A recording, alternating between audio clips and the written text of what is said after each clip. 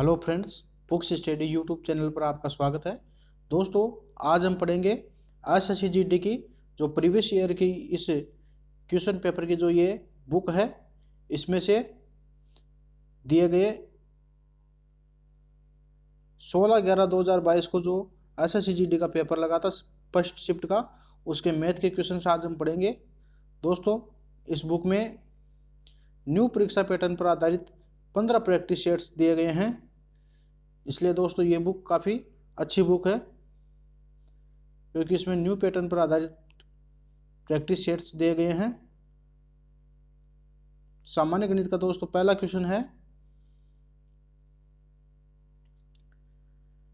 45 - 3 × 4 × 6 + 12 भाग 3 × 6 - 4 × 5 + 6 का मान ज्ञात करना है।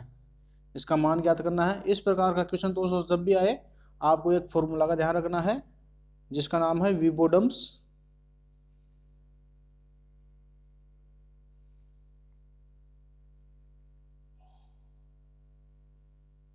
ये फॉर्मूला है विबोडम्स। वी का मतलब होता है बार, बी का मतलब होता है ब्रैकेट, ओ का मतलब होता है का या की, और डी का मतलब डिवीजन, एम का मतलब गुणा, ए का मतलब जोड़, और एस का मतलब घटाव। इस फॉर्मूले को आपको ध्यान में रखना है। इस फॉर्मूले के अनुसार ये क्वेश्चन हल होते हैं।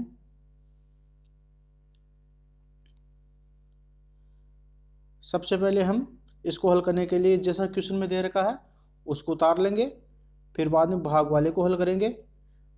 इसमें भाग 12 में 3 का भाग है, तो 12 में 3 का भाग देंगे तो 4 आ जाएगा। फिर बाद में पूरे फॉर्मूले को वापस विषय के विषय उतार लेंगे। फिर बाद में हमें गुणा को हल करना है, तो गुणा इसमें 4 × 6 है, तो ये 24 हो जाएगा। इधर 6 × 4 है, ये भी 24 हो जाएगा, तो 24 + 24 हो जाएगा। अब हम एडिशन को करेंगे, तो 24 + 4 = 28 हो जाएगा। और फिर बाद में सब्ट्रैक्शन को मतलब माइनस को हल करेंगे, तो 51 में से 84 जाएगा, तो माइनस का 33 बचेगा। ये हमारा राइट आंसर है। आपको सिर्फ विबोडम्स फॉर्मूले के अनुसार हल करना है। दोस्तों, वीडियो अच्छा लगे तो वीडियो को लाइक करना और कमेंट करना आपको वीडियो कैसा लग रहा है। नेक्स्ट क्वेश्चन है 36 मीटर पटुआ जूट बेचने पर एक दुकानदार 12 मीटर पटुआ जूट के विक्रय मूल्य के बराबर लाभ अर्जित करता है। उसके लाभ का प्रतिशत ज्ञात कीजिए। 36 मीटर जूट को बेचने पर 12 मीटर जूट का लाभ होता है, तो जूट कितना विक्रय हुआ? 36 मीटर। 36 मीटर के ऊपर लाभ प्राप्त हुआ है हमें 12 मीटर का। हमें लाभ प्रतिशत ज्ञात करना है, तो लाभ प्रतिशत का सूत्र क्या होता है? लाभ प्रतिशत का सूत्र होता है लाभ बटे हुआ क्रय मूल्य × 100। तो इसमें इसको निकालने के लिए हमें क्रय मूल्य की जरूरत है। लाभ तो दे रखा 12, लेकिन क्रय मूल्य हमारे पास नहीं है, तो क्रय मूल्य हमें निकालना है। विक्रय मूल्य दे रखा 36, लाभ दे रखा 12, तो ये इस सूत्र के अनुसार विक्रय माइनस लाभ बराबर क्रय हो जाएगा। लाभ को इधर ले आएंगे तो ये क्रय मूल्य हो जाएगा, तो क्रय मूल्य आ जाएगा 24 मीटर। 24 मीटर को यहाँ पर रखेंगे तो 50% हो जाएगा। इस प्रकार से ऐसे क्वेश्चन को हल करना होता है। लाभ प्रतिशत का सूत्र होता है लाभ बटे हुआ क्रय मूल्य × 100। नेक्स्ट क्वेश्चन है, काफी सरल क्वेश्चन आए दोस्तों। नेक्स्ट क्वेश्चन है कक्षा 9 और कक्षा 10 में छात्रों की संख्या क्रमशः 42 है। कक्षा 9 और कक्षा 10 में लड़कों और लड़कियों की संख्या का अनुपात है 9:5 और 8:7। दोनों कक्षाओं में मिलाकर लड़कों की कुल संख्या और लड़कियों की कुल संख्या का अंतर ज्ञात करना है। इनका अनुपात दे रखा है और कुल संख्या दे रखा है। अब हमें इनका अनुपात ज्ञात करना है। इस प्रकार से पहले क्वेश्चन को समझा कीजिए, फिर बाद में हल करना होता है। अनुपात का अंतर ज्ञात करना है, कुल संख्याओं का अंतर ज्ञात करना है, कुल संख्याओं का अंतर। तो कुल संख्याओं का अंतर ज्ञात करने के लिए पहले कुल संख्या निकालनी होगी। कक्षा 9 में लड़कों छात्रों की संख्या है 42, जो कि दे रखा है। कक्षा 10 में 45 है। अब कक्षा 9 में लड़कों की संख्या कितनी है ये हमें निकालनी है। छात्रों की संख्या तो दे दिया 42 है, और लड़कों की संख्या में निकालनी है। पहले अनुपात दे रखा है दोनों का 9:5 है। लड़कों और लड़कियों की संख्या का अनुपात कितना है? 9:5 है। दोनों की मिलाकर संख्या दे रखा है और अनुपात दे रखा है। अब हमें अलग अलग लड़कियों की अलग निकालनी है और लड़कों की अलग निकालनी है। तो इसके लिए सूत्र होता है, इधर कुल संख्या बटे हुआ जिसकी निकालनी हो। जैसे बॉयज़ की निकालनी है तो ऊपर बॉयज़ की संख्या लिख देंगे। यहाँ पर अनुपात वाले में से अनुपात में 9 है तो 9 को लिख देंगे, नीचे दोनों को प्लस में लिखेंगे। फिर बाद में इस प्रकार से हल करेंगे तो ये इधर संख्या आ जाएगी जिसे हम निकाल रहे हैं। तो यह लड़कों की संख्या होगी 27। इसी प्रकार से कुल संख्या दे रखा 42, तो 27 लड़कों की है तो 15 बचेगी लड़कियों की। कक्षा 9 की इस प्रकार से निकल गई। इसी प्रकार से कक्षा 10 की निकालेंगे। 45 में 45 दे रखा लड़कों और लड़कियों दोनों की संख्या, अनुपात 8:7 है। तो लड़कों की निकालेंगे तो 8 ऊपर लिखेंगे। इस प्रकार से निकालेंगे, लड़कों की 24 हो जाएगी। कुल में से 24 घटाएंगे तो लड़कियों की संख्या आ जाएगी। इस प्रकार से लड़कों और लड़कियों की दोनों की अलग अलग संख्या आ गई है। अब हमें ज्ञात क्या करना है? इनका अंतर ज्ञात करना है। तो ये 15 + 21 हो तो लड़कियों की संख्या, 27 + 24 है लड़कों की संख्या। तो ये 51 और 36 दोनों अलग अलग आएंगे। अब इनमें से इनका अभिष्ट अंतर मतलब 51 में से -36 कर देंगे तो 15 आ जाएगा। 15 हमारा आंसर होगा। इसका राइट आंसर है डी वाला। इस प्रकार से दोस्तों आप देख सकते हैं, काफ़ी सरल क्वेश्चन है, बस आपको एक बार तैयारी करनी होती है। मैं सभी क्वेश्चन पेपर को, प्रीवियस ईयर के सभी क्वेश्चंस को तो आपको सोल्व करा दूंगा। आप बने रहिए इस चैनल पर। नेक्स्ट वीडियो जल्दी ही अपलोड कर दिया जाएगा इस चैनल पर। आप इस चैनल को सब्सक्राइब कर लीजिए, जैसे ही मैं अपलोड करूंगा आपको नोटिफिकेशन दोस्तों मिल जाएगा, इसलिए चैनल को ज़रूर सब्सक्राइब कर लीजिए। नेक्स्ट क्वेश्चन है 12% इंटू 4% इंटू 7% इंटू 2 इंटू 10⁻6 का मान क्या होगा? इसका हमें मान ज्ञात करना है। तो जब भी दोस्तों ये प्रतिशत वाला आए तो प्रतिशत के स्थान पर हम क्या कर सकते हैं? 1/100 लिख सकते हैं। प्रतिशत होती है, प्रतिशत के स्थान पर 1/100 लिख सकते हैं। इस बात का आपको ध्यान रखना है। तो ये 12 का तो 12 लिख दिया, अब 1/100 को नीचे लिखेंगे तो 12/100 हो जाएगा। इसी प्रकार से बस प्रतिशत के स्थान पर 1/100 करेंगे तो इनके बटेव में लग जाएगा ये 100 का। तो एक से गुणा करेंगे तो वो संख्या होगी, इसलिए बटा में 100 आ जाएगा। अब इधर 10⁻6 है। अब ये 6 जीरो है, 6 जीरो से 10⁻6 कट जाएगी। अब हमारे पास में सिर्फ बचेगा 12 × 4 × 6 × 2 बराबर 472। इसका आंसर हो जाएगा। इस प्रकार से दोस्तों इस प्रकार के क्वेश्चनों को हल करना होता है। नेक्स्ट क्वेश्चन है 112 cm into 44 cm into 25 cm विमाओं वाले एक ठोस धातु के बने आयताकार ब्लॉक को पिघलाया जाता है और 35 सेमी त्रिज्या वाले एक बेलन के रूप में डाला जाता है। बेलन के वक्र पृष्ठ का क्षेत्रफल ज्ञात करना है। बेलन के वक्र पृष्ठ का क्षेत्रफल हमें ज्ञात करना है। ठोस धातु को पिघलाकर आयताकार ये बेलन के रूप में डाला जाता है। लेकिन बेलन के रूप में डाल दिया, बेलन के रूप में डाले या गोले के रूप में डाले, किसी भी रूप में डाले, आयतन वो का वो सेम होता है दोस्तों। आयतन में कोई भी फर्क नहीं पड़ता है। इस बात को में आपको हमेशा ध्यान रखना है। किसी भी रूप में डाल दे, आयतन में कोई फर्क नहीं पड़ता है। हमें बेलन की वक्र पृष्ठ का क्षेत्रफल ज्ञात करना है। ब्लॉक की विमाएं, धातु के ब्लॉक की विमाएं दे रखा है 112 × 44 सेमी × 125 सेमी। अब बेलन के आधार की त्रिज्या भी दे रखा है 35 सेमी। अब हम ऊंचाई ज्ञात करनी, ऊंचाई को h मानते हैं।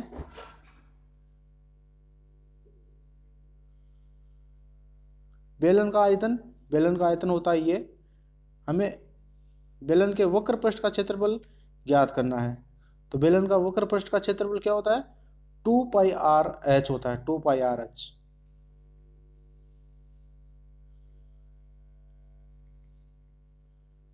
बेलन का वक्र पृष्ठ का क्षेत्रफल होता है 2πr(h). तो हमारे पास में पाई का मान दे रखा है 22/7, r त्रिज्या भी दे रखा है, लेकिन h नहीं है। h को हमें ज्ञात करना है। इस प्रकार से पहले आप सूत्र को देख लिया करिए कि हमें क्या ज्ञात करना है और हमें किस चीज़ की ज़रूरत है। हमारे पास हमको h की ज़रूरत है, सिर्फ h मिल जाएगा तो हमारा क्वेश्चन हल हो जाएगा। तो बेलन का आयतन दे रखा है और ब्लॉक का आयतन दे रखा है, दोनों का आयतन को एक साइड में रखेंगे। बेलन का आयतन का सूत्र को रख देंगे हम, क्योंकि बेलन का आयतन किससे आया? ब्लॉक का आयतन। दोनों का आयतन बराबर है, दोनों को बराबर में रखेंगे, पाई के स्थान पर 22/7 करेंगे। तो इस प्रकार से हमें h का मान ज्ञात हो जाएगा। h का मान 32 सेमी आ जाएगा। फिर हमारे से पूछा है बेलन का वक्र पृष्ठ का क्षेत्रफल, सूत्र होता है 2πr(h). h हम 32 रख देंगे और 7040 सेमी स्क्वायर इसका आंसर आ जाएगा। बस इसी प्रकार से इनको हल करना होता है। इस प्रकार के क्वेश्चन में ध्यान रखना होता है कि ब्लॉक को पिघलाकर बेलन का रूप दिया गया तो दोनों का आयतन सेम होता है। अब बेलन का आयतन का सूत्र और ब्लॉक की जो ये आयतन, दोनों को बराबर में रखना होता है। फिर बाद में जिस चीज़ की हमें ज़रूरत हो कि हमें h की ज़रूरत है तो हम h को निकालेंगे। इस प्रकार से क्वेश्चन को हल किया जाता है दोस्तों।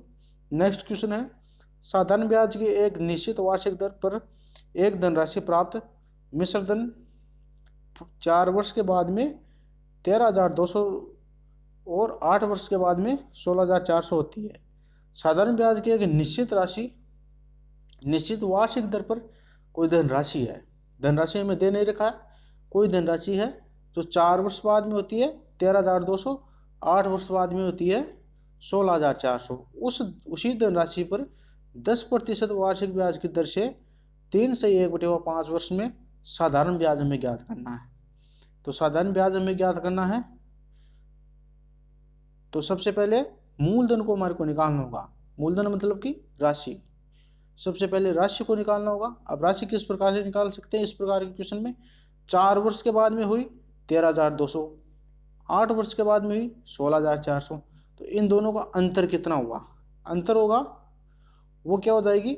इसकी मूल राशि हो जाएगी। ये 3200 क्या हुआ? मूलधन हो।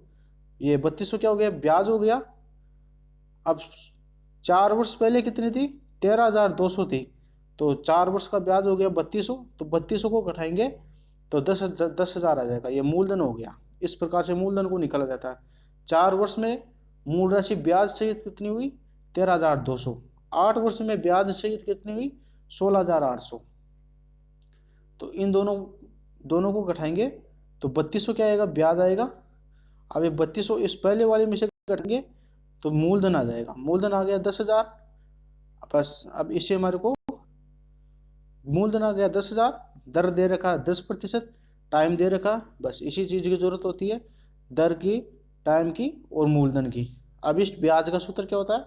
मूलधन मतलब कि प्रिंसिपल इंटू रेट इंटू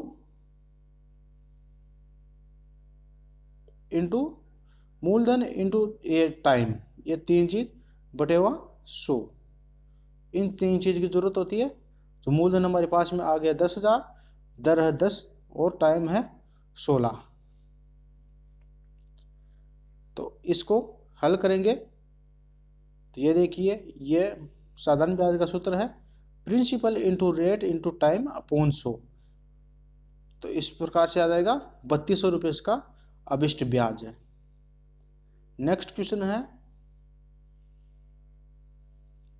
एक बल्लेबाज ने 124 रन बनाए जिसमें ये 8 नहीं होगा 6 है। 6 छक्के, 6 चौके और 10 छक्के शामिल थे। बल्लेबाज ने कुल 124 रन बनाए हैं, उसमें 6 तो चौके हैं और 10 छक्के हैं। उस कुल स्कोर में कितने प्रतिशत रन विकेटों के बीच में दौड़कर बनाए? अब कितने प्रतिशत में पूछ रहा आपको इस बात का ध्यान रखना है, केवल रन नहीं पूछ रहा है, दौड़कर कितने प्रतिशत रन बनाए हैं इसको हमें निकालना है। तो कुल रनों की संख्या है 124, उसने चौके दिए 6 चौके दिए, तो 6 चौका 24 रन हो गया, चौके से 24 हो गया, छक्के से कितना हुआ 60 रन हो गया। अब 24 प्लस 60, 124 कुल में से घटाएंगे तो 40 बच जाएगा। अब 40 क्या हुआ, दौड़कर उसने रन बनाए हैं 40 दौड़कर बनाए हैं। यह तो रनों की संख्या हो गई, लेकिन हमारे से पूछा गया है प्रतिशत के अंदर पूछा गया है, तो प्रतिशत में कैसे निकालेंगे। अब 40 रन है, अब कुल रनों की संख्या है 124 इंटू 100 कर देंगे तो प्रतिशत के रूप में आ जाएगा, ये हो जाएगा 32 सही 8/31%। इस प्रकार से इस ऐसे क्वेश्चन को ध्यान रखना निकाला जाता है।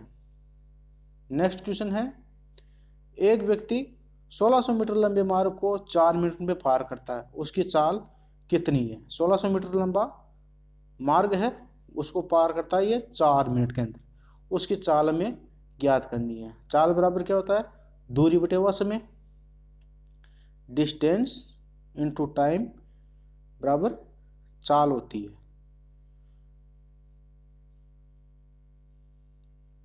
अब चाल को किस में पूछा, इस चीज का ध्यान रखना, किलोमीटर प्रति घंटा में चाल को पूछा है, मिनट के अंदर दे रखा है दूरी 4 मिनट में, क्वेश्चन में दे रखा है मिनट के अंदर, लेकिन किलोमीटर प्रति घंटा में निकालना है, इस बात का खास ध्यान रखना है। इसी प्रकार से घुमाया जाता है एग्जाम में। अब व्यक्ति द्वारा 4 मिनट में तय दूरी 1600 मीटर है, 1600 मीटर है तो 1 मिनट में दूरी कितनी तय होगी, 1600 बटे 4 बराबर हो जाएगी 400। 1 मिनट के अंदर 400 मीटर की दूरी हो गई, तो 60 मिनट हमारे को घंटा प्रति किलोमीटर में निकालना है, तो 1 मिनट में होगी 400 मीटर की दूरी, तो 60 मिनट में हो जाएगी कितने की, 60 इंटू 400 बराबर 24,000, जो कि 1 घंटा है। अब 24,000 हो गया, तो 24,000 का मतलब क्या हुआ, 24 इंटू 1,000। अब 1,000, 1 किलोमीटर बराबर कितना होता है 1,000, तो इसका राइट आंसर हो गया 24 किलोमीटर प्रति घंटा। नेक्स्ट क्वेश्चन है,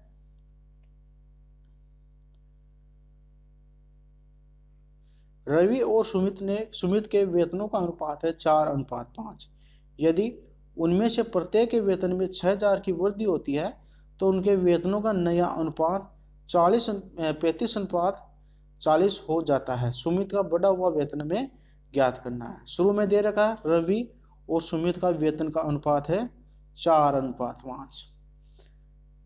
यदि उनके वेतन में प्रत्येक के वेतन में 6,000 की वृद्धि होती है, प्रत्येक के वेतन में कितने की 6,000 की वृद्धि होती है, तो उनका ये अनुपात क्या हो जाता है 35:40 हो जाता है। 4:5 है वो 35:40 हो जाता है 6,000 की वृद्धि करने के अंदर। अब सुमित का बढ़ा हुआ वेतन हमें ज्ञात करना है। बढ़ा हुआ वेतन ज्ञात करने के लिए किसी चीज की जरूरत पड़ेगी, वेतन की जरूरत पड़ेगी। बढ़ा हुआ तो हम कर देंगे 6,000 प्लस कर देंगे तो बढ़ जाएगा वेतन, लेकिन पहले हमें वेतन की जरूरत होगी। अब वेतन को किस प्रकार से निकालेंगे ये देखिए।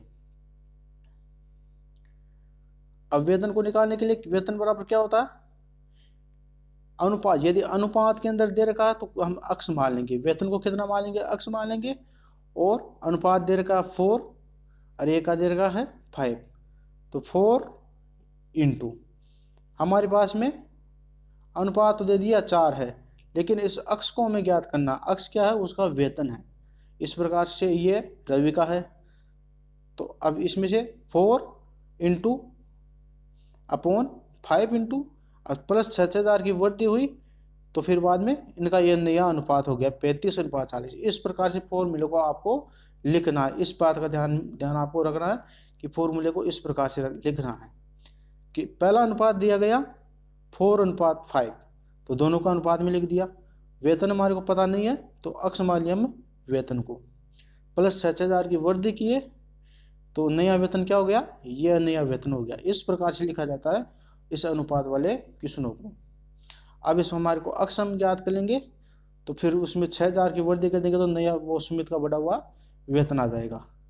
तो अक्स इस कैलकुलेशन को करेंगे तो अक्स आ जाएगा 2,000। 2000 आ गया। अब 2000 इसमें 6000 की वृद्धि कर देंगे तो कितना हो जाएगा,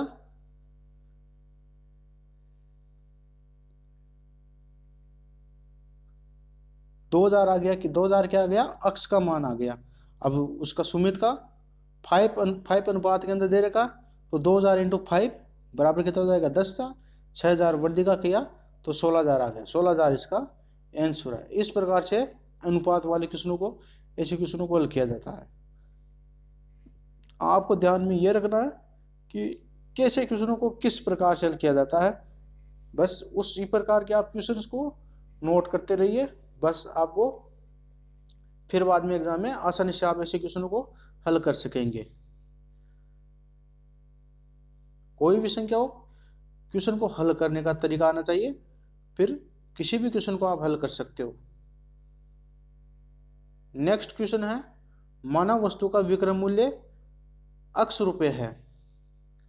ये प्रश्न में दे दिया, वस्तु का विक्रय मूल्य कितना है, अक्स रुपए। ये प्रश्न दे रखा है, इसका प्रश्न ऊपर है दोस्तों, ये इसका प्रश्न है दोस्तों। जब विक्रय मूल्य में 132.60 की वृद्धि होती है तो 10/1/2 की हानि 11/3/5 के लाभ में परिवर्तित हो जाती है। वस्तु का क्रय मूल्य में ज्ञात करना है। वस्तु का क्रय मूल्य ज्ञात करना है। विक्रय मूल्य में पहले वस्तु को बेचा गया था, लेकिन उस वस्तु के विक्रय मूल्य में 132/60 की वृद्धि होती है, तो हानि 10/1/2 की हानि 11/3/5 के लाभ में परिवर्तित हो जाती है। वस्तु का क्रय मूल्य में हमारे को ज्ञात करना है। तो क्रय मूल्य ज्ञात करने के लिए सबसे पहले किसकी जरूरत पड़ेगी, विक्रय मूल्य की जरूरत पड़ेगी। तो वस्तु का क्रय मूल्य हम क्या मान लेंगे, अक्स मान लेंगे। क्रय मूल्य हमारे को ज्ञात करना है, तो क्रय मूल्य को अक्स मान लेंगे। फिर बाद में ये क्रय मूल्य है, वस्तु का जो 132 रुपये, इसमें 10/1/2 का हानि 11/3/5 के लाभ में परिवर्तित हो जाती है जब वस्तु के विक्रय मूल्य में इस 132 का डिफरेंस होता है। तो इसको हम हल करेंगे, जो अक्स का मान आएगा वो क्रय मूल्य होएगा। बस इसको हल करना होता है। किसी स्टूडेंट्स को ये प्रतिशत वाला हल करना नहीं आता है, तो मैं आपको इसको हल करके बता देता हूं।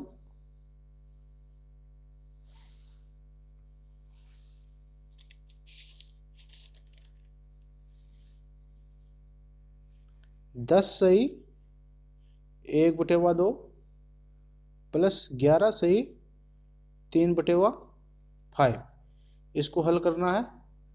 तो इसको हल करने के लिए सबसे पहले ये बड़ी वाली संख्या जो बटा में नहीं है उसको अलग अलग कर लेंगे, तो 10 और 11 बराबर 21 हो जाएगा। अब इधर बचा कितना, ब्रैकेट के अंदर क्या बचा, 1/2 प्लस 3/5, ये ब्रैकेट के अंदर बच गया। अब 21 ब्रैकेट 1/2 प्लस 3/5 यह है। अब इसको लगाने के लिए 10 इसका लेस हो गया, तो 1/, ये 10 तो लेस हो गया, 10 लेस हो गया। 2 को 10 बनाने के लिए 5 से गुणा करना पड़ेगा, तो ऊपर 5 हो जाएगा, इंटू 5 को 10 बनाने के लिए 2 से गुणा करना पड़ेगा, तो ऊपर 2 से गुणा हो जाएगा, 3 इंटू 2 बराबर 5 3 15, 15 दूना 30 अपॉन 10। ये 3 दूनी 6 होगा, सॉरी दोस्तों, 3 दूनी 6 और 5, तो 5 ये प्लस है, यहाँ पर प्लस है, तो 6 और 5 कितना हो जाएगा, 6 और 5 11 हो जाएगा। 21 हमारे पास में पहले है, तो 11/10 ये हो गया। अब एक इसमें से बाहर ले लेंगे, तो ये 21 सही 1/10, ये 22 सही 1 ले लिया, तो 22 सही 1/10 हो गया। इस प्रकार से दोस्तों आप देख सकते हैं 22 से 1/10। इस कैलकुलेशन को हल किया तो 22 से 1/10 हो गया। अब इस प्रकार से हम अक्स का मान निकालेंगे।